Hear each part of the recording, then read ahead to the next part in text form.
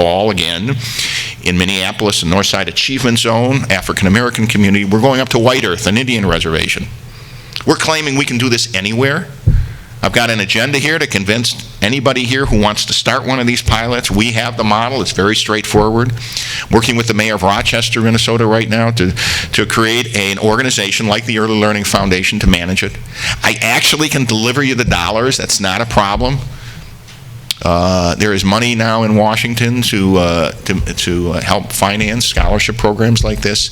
The idea is to go around the country and start replicating this in many places. It's actually fairly easy to scale. If you think about the challenge here, the challenge is, and I'll conclude with this, the challenge is you got to start early, and we do with home visiting nurses. It's got to be quality. It's a 4-star rated program. You better start with empowering those parents, because you're not going to get these double-digit returns if you don't get the parents engaged, and we do with our scholarships. And finally, I know there's some great principals and some great leaders out there in education. This has got to be replicable. You got to be able to bring it to scale. We can bring this to scale overnight in Minnesota. We're actually in the process of doing that. So again, this is an investment with a real high return. The research has been out there for a lot of years. I'm just the messenger here. The real question to ask yourself is, why aren't we why in Minnesota, even in Minnesota, we'll fund a stadium and the Mall of America well before we'll fund something like this? There's obvious answers to this politically, as I'm learning. When I was at the Fed, I kind of had to stay out of this, but now I'm at the university, I can get involved. There's a lot of money in this economic bidding war. These vulnerable kids, they don't vote. The last time I was in Chicago, I said maybe in Illinois they do, but in Minnesota they don't. The parents don't vote. There's very little political clout here. This is long-term investment, not short-term. I'm not going to be able to show you a building, an office tower, a stadium, whatever. So you need leaders with foresight and not politically not easy to bring about. Fortunately, I think the language in the last 10 years is starting to change. The information is now out there that this is an investment that we need to make, and so I'm hoping we'll continue to move in that direction. And again, thank you for this opportunity.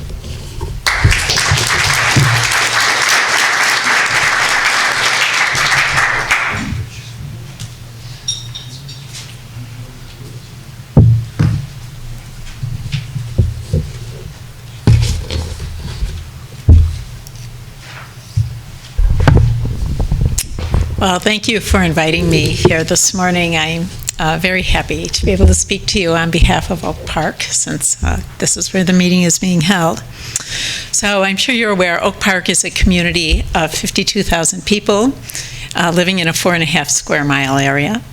We are diverse by income and race, and we take great pride in that. And that was one of the reasons that I think we're able to bring about what I hope will be a model for you to look at as well in terms of delivering high-quality early childhood services for all the children living in your community. So the Collaboration for Early Childhood began in 2002. It was initiated by the local elementary school district, District 97, which I was a board member at the time. And at that time, we have 6 governing bodies located in our 4.5 square miles. So all 6 of them joined together to talk about early childhood. The community has been struggling for decades now with a stubborn achievement gap, which it's been unable to close despite the best interests of our efforts of our elementary and secondary school districts. And people were really troubled by the fact that here in Oak Park, where we made great efforts to make sure that our elementary school district was high quality and met the needs of all the children who attend our schools, that our early learning experiences were widely varying. And they were very much dependent on a family's income, and they prepared children very, very differently for school, so that when our children entered kindergarten, we saw huge differences in their readiness level. And there had been the insight for some time that we needed to begin to do something about early childhood, but school districts weren't really set up to do that. All 6 of our jurisdictions work on early childhood in one way or another, through programming, through family support or licensing and all that kind of stuff. So they felt that they had a stake in that discussion. Early on, the decision was made to incorporate an organization as a not-for-profit, and that was done for two reasons. First of all, it was recognition that we needed a backbone organization that would bring together the many public and private service providers, and so that they could participate alongside the jurisdictions, and that we had a table that would be big enough and had a neutral party facilitating the discussion. The second reason was that we wanted to work to leverage private funding into Oak Park, and we thought a not-for-profit would be a better way to do that. I'm going to give you, people were asking me a little bit about Oak Park. We have 5,400 children live in Oak Park and River Forest, where we think of ourselves in some ways as a unified community because all of our children attend the same high school. We have a separate high school district here. 800 of our children are at risk based on income, possible developmental delays, and family stresses. That may not seem like very many, but for us, it's just under 20% of our population. It's bigger than any elementary school district in the community, and it constitutes 25% of our high school population. So it's a significant group of children that we are concerned about. Most of our families have all parents working. There's outside care coming in.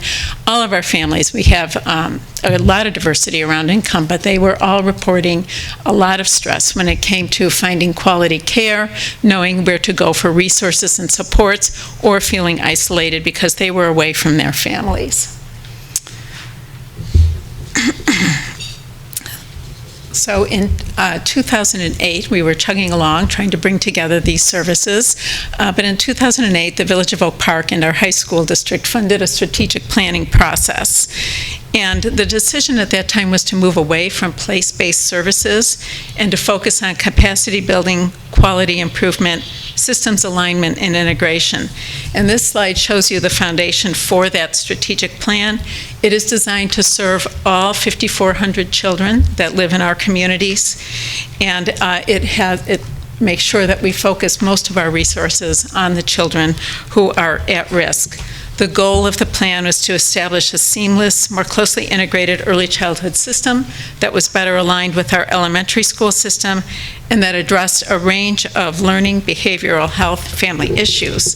The plan was presented to all the jurisdictions and was formally adopted by the collaboration in 2009.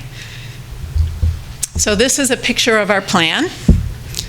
And what you'll see is that what we're trying to create here is a coordinated system of high-quality programs and services for children, and all of it is based on the research of what works. It's designed to build on what exists and to leverage funding at all levels, whether it's public, local funding, state and federal funding, foundation, corporate, or individual gifts.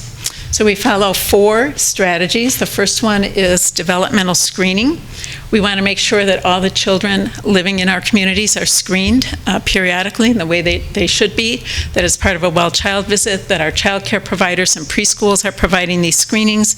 If there's a suspected delay, that they're referred for assessment to the early intervention system, which is the state system, and that they receive the services they need. Now that sounds pretty simple, but here we're very, very fragmented. Our state system does not work effectively with local communities, and so there's a lot of gaps in information, and making sure that our families know where to go and that they're getting the services they need is important. This is important for all children because we find that many families, even if they're affluent, are not aware of watching for developmental delays. The sooner those are caught, the better they are, and the less expensive it is for our school districts. Parent information and support is a key component of our plan.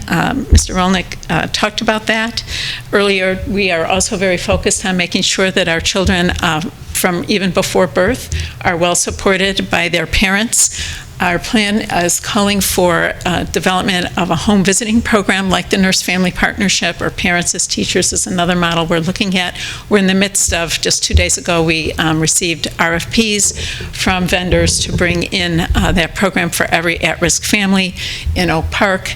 We work to make sure that all the families have access to the information and support they need, and they know what the resources are that are available to help them in supporting their children. And then we have a less intensive support program that we're looking at developing for every family to be able to access. Professional development was a very early strategy that we pursued. We're working to make sure that all the programs in Oak Park are high quality, that our storefronts, the ones that are on the busy streets that we all sometimes wonder about, have teachers that are qualified, that understand child development and are supporting those children to the best extent possible. We're working hard on making sure there's no wrong door, that the families are assured that whatever environment they send their children to, that they know that their children's development is being optimally supported by that program and that staff.